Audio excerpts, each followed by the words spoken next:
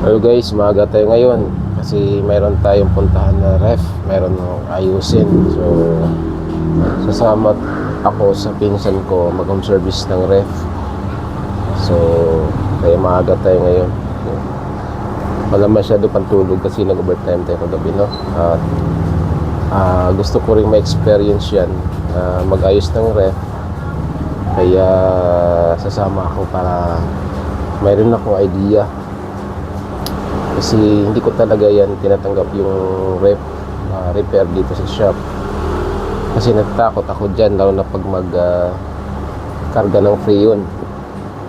So no choice na ako, kailangan ko matuto. Kasi may mga customer ako na nagsasabi na magpaayos sila ng ref, sayang din naman. So ngayon, paturo tayo or mag-obserba tayo dun sa pinsan ko na mag-repair ng ref para magkaroon tayong idea. So yung ano lang naman, yung pagkarga ng freon, yung sa nga board level, hindi na kailangan yan kasi nag-repair din ako ng mga board ng ref and aircon, pero doon sa actual na pag reprocess hindi ko pa nasubukan yun. So ngayong araw ay magsama tayo sa pinsan ko mag home service. Tara na.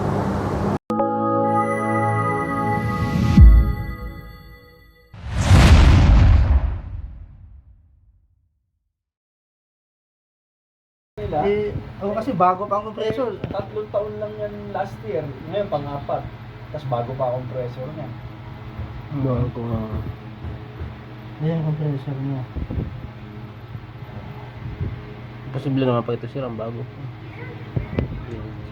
So iba talaga ang kulay ng ano. Hindi ganitong kulay eh. Parang siyang nangingitim ba?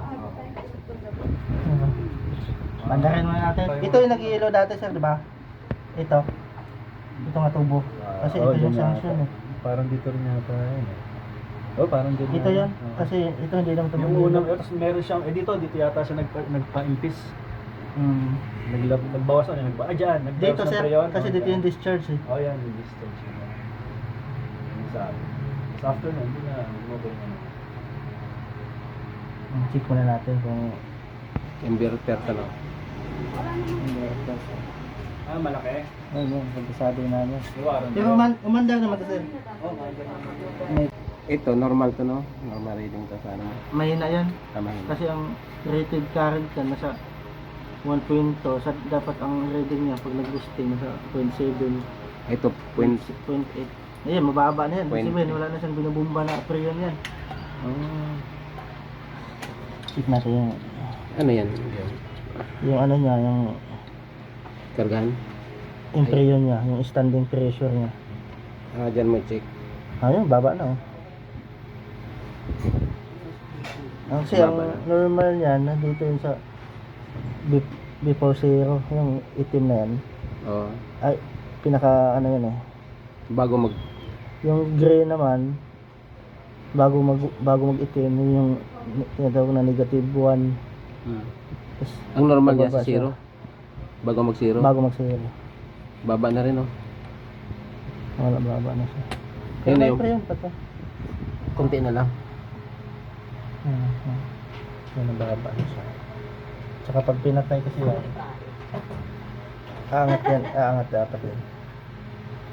Namangat siya. Pero ang kasi pag nag-sika ng freon, tapos hindi siya nakasaksak, dapat dito siya abot sa 40 to 50. Eh, umangat na siya, diba? Dandahan lang siya. Pero di naabot yan dyan, nandito lang yan. Kasi bambaba na. I-rectis muna natin to. 113 o 105. Diretso kasi may valve na siya. Siguro yung naglagay, no? Nagawa siguro yung lagyan ng bulb. Automatic talaga lagyan niya pag nagawa na kasi yun kasi yung pinaka-access ba. Kung mag backjob sa pagkarga, meron na siyang May abang na. abang. Ano yung tawag sa blue kanina? Yung unang sinapak. Ito yung pang ano kasi ito, hindi pang low pressure lang yan. Electric. Pang test din, no? Ito yung low pressure.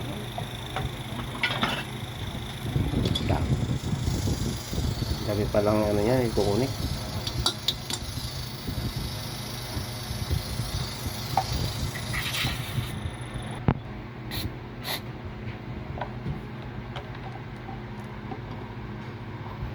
na natin kahit mga ilang minutes para try lang natin yung may singaw na ano. Pag may singaw, mababawasan rin ah. Bababa yan dito. Ito yung leak test. Mamayos ka lang ako.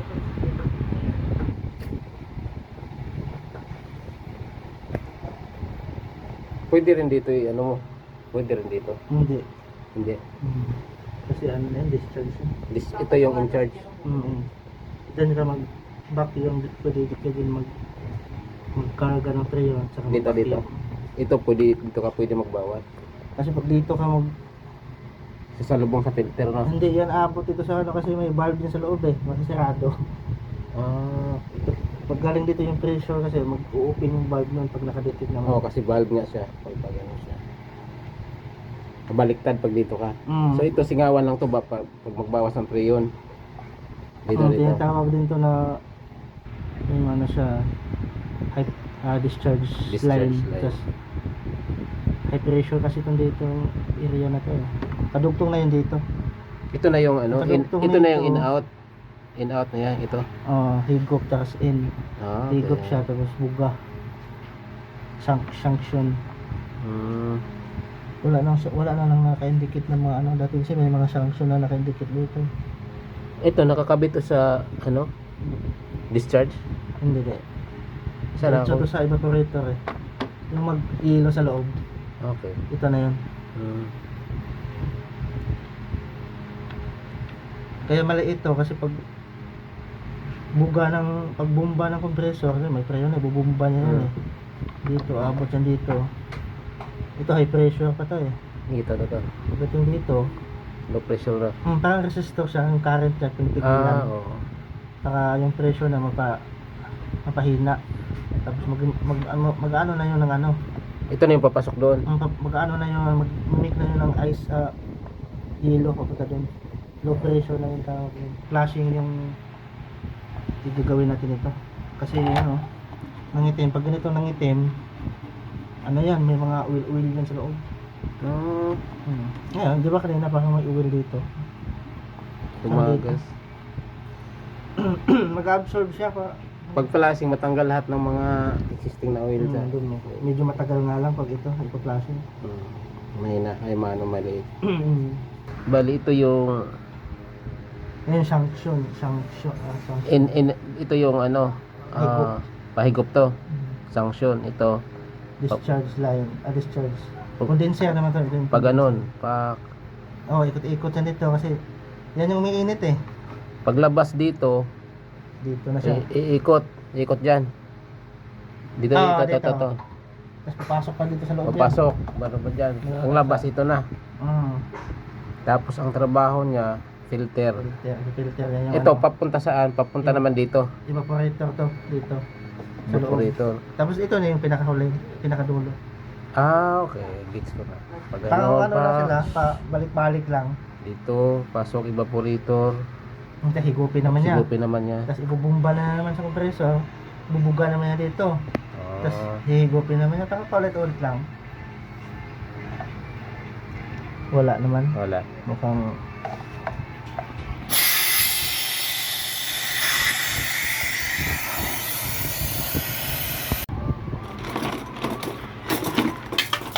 Tuloy talaga. may extra basahan ka, sir. Magbara na nga. May langis na kasi eh. Naglabasan yung langis.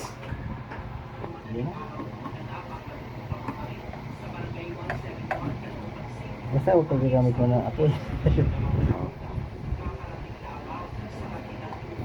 Sumirit na lang yan. Sumirit. Hindi na to serious. Kasi nakasinga na doon.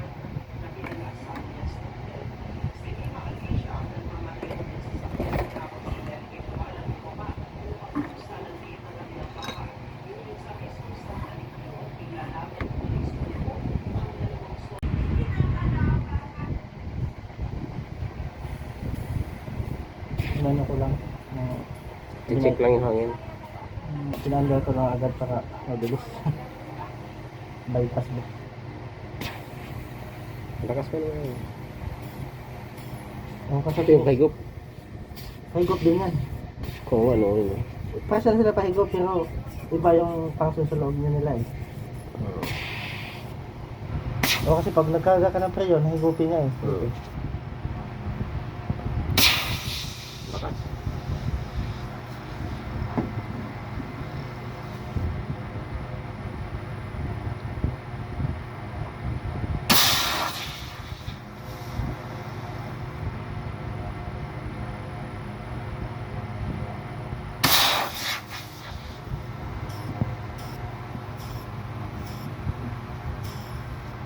Parang tahimik ng motor niya, no?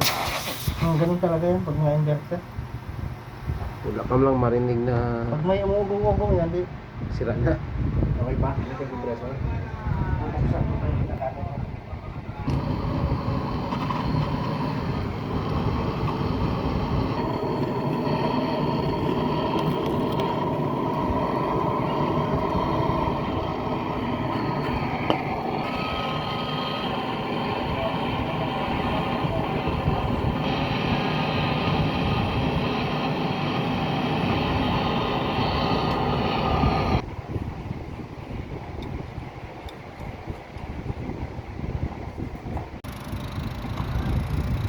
Labas na lang ito. yung langis. Yun no, medyo ano na yan no. May langis pa, no? Yung langis, okay lang naman sa una yan. Basta wag lang siyang nagsirit-sirit ba. Kung tuloy-tuloy talaga siya. Titingnan din natin yung langis nito kung ano ba. Hindi ba sa Pero normal lang yung may langis. Normal lang yan. Wag lang siyang pag ganun mo. Sirit-sirit. Masirit na siya ng ganon.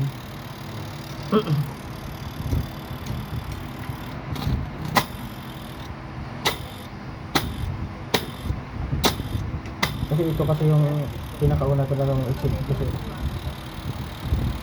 pag huli mo i-check yan tapos nagpa-flashing ka na tapos pala yung motor sayang yung ano ba report mo i-check din natin lang ito kung ano ba kung hindi pa ba madumi. Dalawang valve gamitin mo. Dalawa kasi magkasiwalay yun sila eh, di ba naputol na siya Oo. ang filter, hindi na sila magkadugtong yan. Ang kadugtong nito ito, Oo. kadugtong sa kabila, ito na. Oo. Yun pala. Para ipa-flashing yung dalawang linya na yan.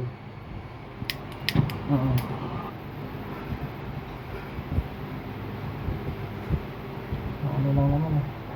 Lagyan ng plastic na.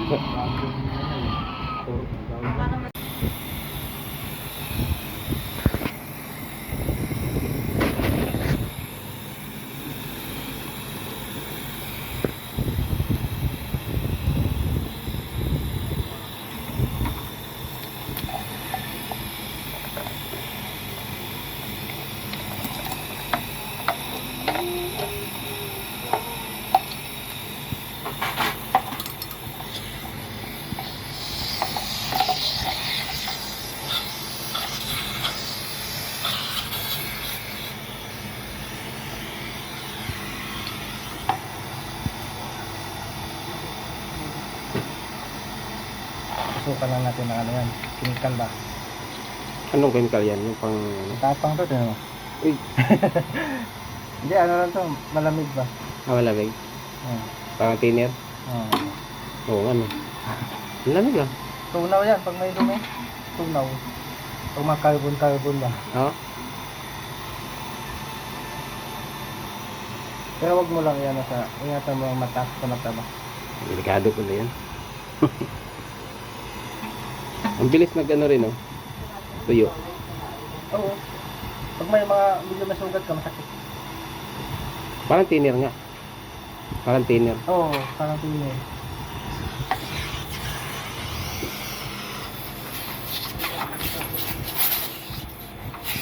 Para sa kayo dyan.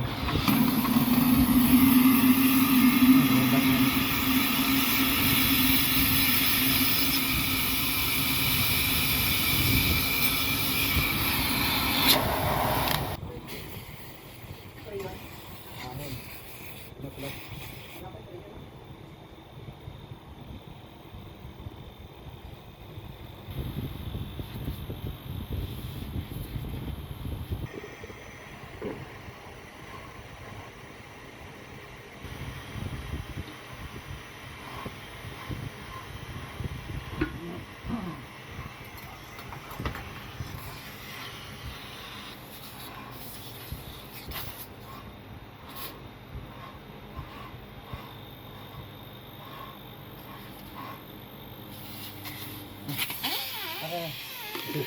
Sabi ko. Nag-compsit na. Sabi mo mamaya na. Lumusot agad eh. Ibig sabihin, Tagal walang talaga bara. Hindi, kung barado siguro, no? Meron talaga. Hindi siya barado. Barado pa rin yan. Kasi may langis eh. Yun o. Grabe langis eh. Grabe. Parang, Pang pressure. Yung ano, tawag hindi lagyan mo ng hangin yan. tapos papasokin bigla para kung may yung ano. Lakas na. Pag ganyan. May pundo. May gauge din yan.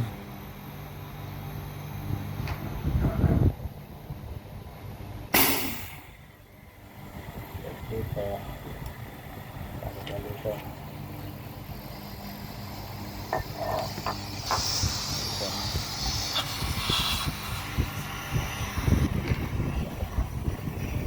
Dito. Hindi mo na, ano mo na dito pa. Ano mo Tasin. ng high pressure dito. Huwag mo na sobrahan. Masyado. Tapos pag may pundo na to, saka mabuksan yung valve dito. Diba? Ito to. Ayos ah. Saka mabigla siya ba? Wala na.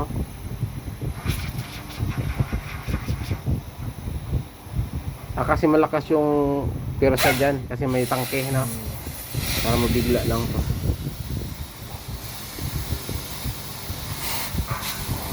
Sandali na lang. Wala na tira na. Tingnan natin. Kasi kailangan kasi matanggal dito sa loob. Kasi higupin na compressor yan. Pag may iwan. Maghalo na doon sa compressor sa loob.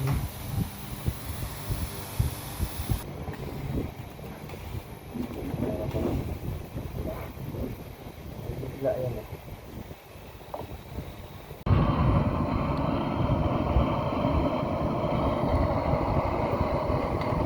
Bilis lang pala. Kaya itong batang to pansyo. Kailangan sa may flux. Ayun yung plug niya. Bakal ba yan? Kasi magkadugtong sila, diba? Mm. Dugtong mo. Kasi yung gap Pa ng dito valve. to. Yung isa may valve yun, diba? Ito hindi ko nalagyan. Ikaw na naglagay nito dito? Ako na. Hindi ko nalagyan ng valve to kasi Isarado mo na lang to. baka iwas sa leak. Sabihin ko na, Ay, tatlo na nga yung maliit eh. ibalik mo na to. Hmm. Saka lagyan na ka na dito sa filter. Okay Oh. na, ito na lang kulang. Ah. Dapat paandarin mo siya. Or hindi mo paandarin, dapat tutulakan mo siya ng hangin. Ah. Kasi yung mga carbo na manghihina mo dito, mag-stuck sa loob yun eh. Hmm. Just papigilan mo dito hanggang kaya mo pigilan. Hmm. Baka malabas ba? Lakas. Bago ano para sigurado talaga. Para yung carbo medyo matanggal.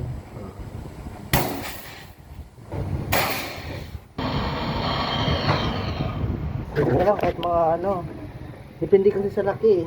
Oo. Pag medyo one door lang, kahit mga 150 PSI lang.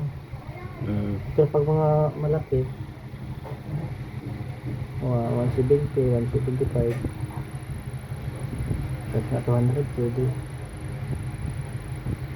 Pero ito kasi malaki ito, pero maliit lang cycle nito. Kasi ang refrigerant ko 34 gram lang. Saan mo nakita? Hindi sa sticker.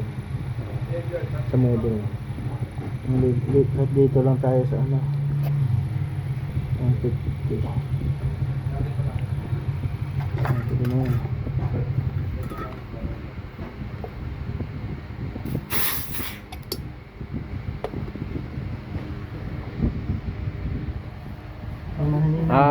Okay. Pwede na lagyan kasi pag missing nga yan, bubula naman to eh. Hmm. Ayan. Enjoy ito eh, yung lagay ko.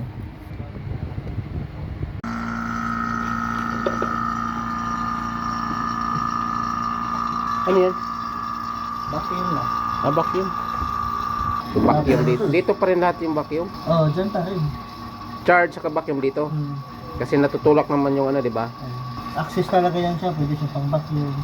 Okay. Hindi makalawang. Oo.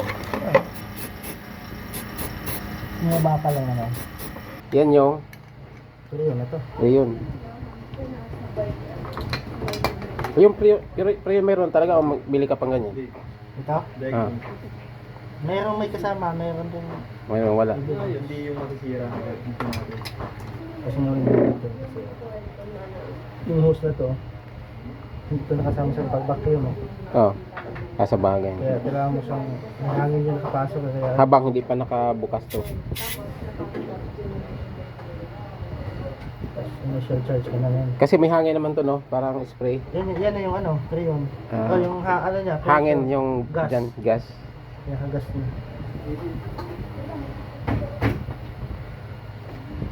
Tapos na ganyan. May ano ba yan? May tatak ba yung ano niyan? Yung depende sa... Yung Yung Rayon brand yan, di ba? Hindi naman talaga... hindi, refrigerant talaga. Refrigerant naman talaga pangalan. May kasanayan kasi. Hmm. Pero ito, anong brand ito? Max. Max. So, ang sabihin pala natin dyan, magkarga ng Max, hindi magkarga ng Freon. Kasi diretso ko na to, saksak. Hmm. Hindi na pwede patayin. Hanggang ano? Ilang years? Hanggang sa kaya niya. Antayin na natin ulit maganda yan. Pag andar, tsaka na buksan to. Nakabukas na yan. Nakabukas na to? Ang Freon kasi pagkarga, unti-unti din. Hindi siya biglaan na ibubuhos wala. Kasi matapan. Ay, hindi. Nakabukas na yan? Ay, ito, hindi pa nakabukas. Nakabukas na to, pero ito naka-close. Nakabukas. Pag andar, tsaka mo na i-open yan. Pag umandar yan, yan. Dandahan. Dandahan ka. Para mag-cycle na. Tapos, unti-unti siyang kagahan kasi Padandahan lang din. para pag may nakahigop na siya ng Freon, yung tirahin niya, unti-unti din Tataas. sa taas kasi mag-ano siya, magbubusting unti-unti. Hmm. So doon ka Bumbahin niya. sa ampere magbase. Yung dalawa. Magbase ka diyan saka doon. Pero minsan yung ibang mga yung mga board niya nakatago. Pag wala kang sukat na ano, ampere, pwede ka dito ka na lang mag-dis. Okay. Hanggang Kung ano? wala kang nakatago lahat yung wire pa, may ganong issue, ano eh. So wala kang mapagsabitan. Katulad nung sinasabi mo, yung may relay, minsan walang board yun eh, diretso lang yun. Diretso lang yun. Eh, hindi mo pwede mo sa ano pero katkatin mo muna yung wire para makapasok ka ng ano, yung sa clamp niya. Pag wala, dito ka na mag-base tapos ano naman na yun. Mag-base ka din sa init. Dito din, init dito. Okay ba kayo? Maramdaman mo kung medyo mainit talaga siya. Maramdaman mo yan eh.